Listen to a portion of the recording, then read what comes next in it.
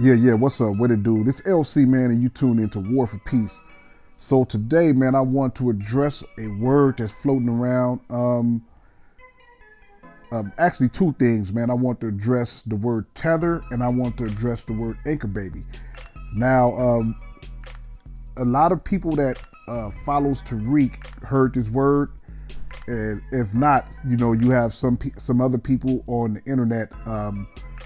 You can go in some comments when it comes to FBA or ADOS, and they'll say this word. You know what I'm saying? But mostly, Tariq is one of the main characters that came up with this word tether. Now, what does tether mean? Tether mean any entity or any object or anything that's attaching on to something and becoming one. You know what I mean? So it's or hanging on to become a part of. You know what I mean? To attach to. You know what I'm saying? So that's what a tether is. You know what I'm saying? So you will have something that like, you know what I'm saying, something that's holding something together is a tether, and once that tether is released, is not together no more. Now, so you basically heard what that word means. It means to attach, to hold on, to become, whatever. Now, at the same time, FBA are saying that, especially when it comes to the Africans, that black Africans do not mess with. They come over here to the United States and don't want to associate themselves with black people or mess with them, communicate or whatever. But at the same time, they turn around and say they're tethers. You know what I mean?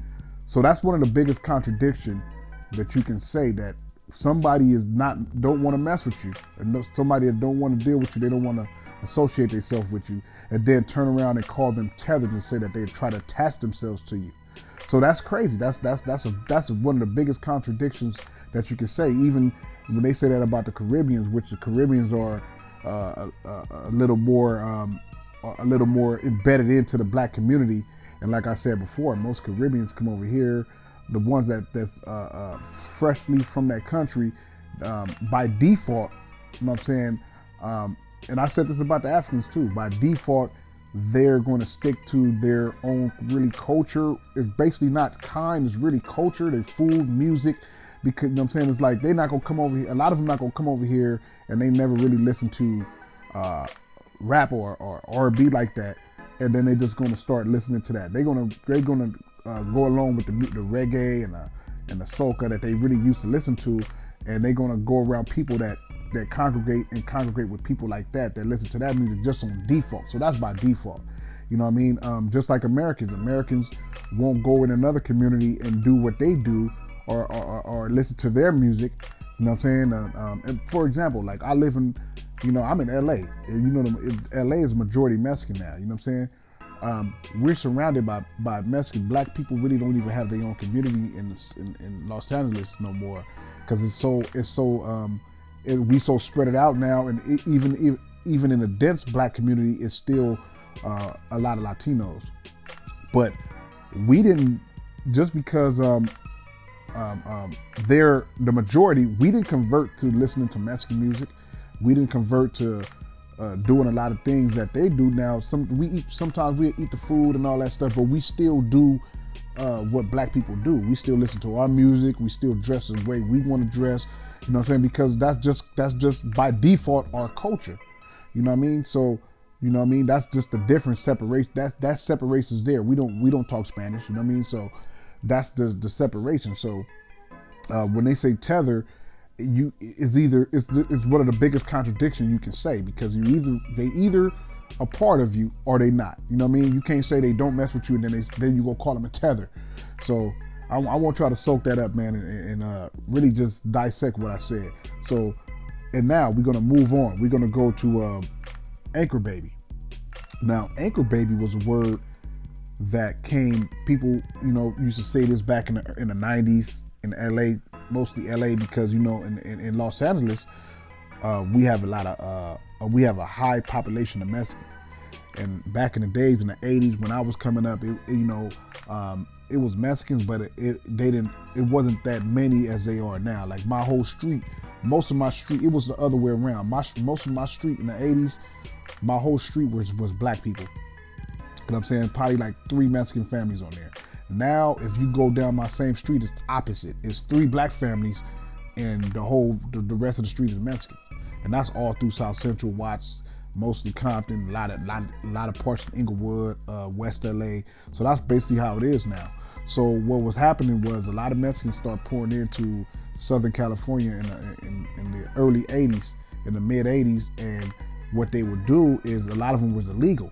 So what they would do is have a kid, and the state law required, if you have a kid, you can stay here to take care of that kid. You can also get all the benefits for that kid. They can get on the county, they can get on get Section 8, they can get low income, or medical, everything that the state provide, they were able to get if they have a kid. You know what I mean? So back in the days in the 80s, you would see a Mexican lady, man, walking with a Mexican woman walking with 3-4 kids and pregnant at the same time, walking with a stroller. You've seen that a lot. And then people from LA know, if you were young back in the 80s, or you remember the 80s, that's how it was back in the day. So those were anchor babies, because what they did was have a baby to anchor themselves onto American soil and stay. But now they got a new law now. It doesn't matter if you have a kid. You can't get benefits. You can have a kid here, the kid can stay, but if you're illegal, they would deport you. You know what I mean? So that's the new law.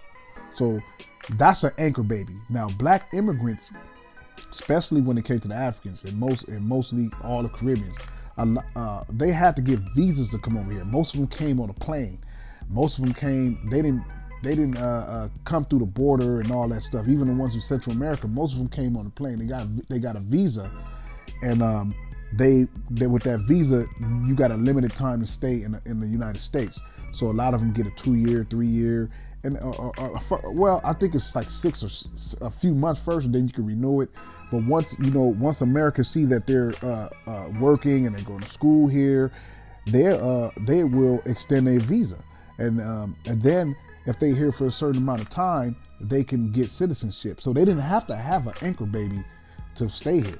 You know what I'm saying? All they had to do was make sure they was working, and they can prove that they got a job, and prove that they're becoming, and they become a citizen.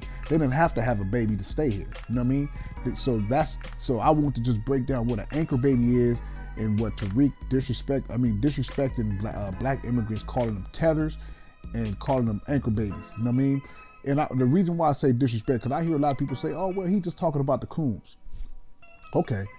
So if somebody say, if a white person come and say, these niggers coming over here doing this and doing that, and then you say, damn, man, that's disrespectful. Then he say, well, I'm just talking about the bad niggers. It's still a derogatory name that you're calling them.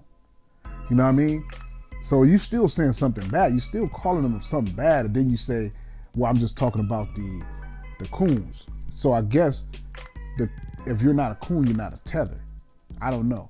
Somebody break that down to me. But I just want to bring that to your awareness and break those two things down. And peace, I'm out.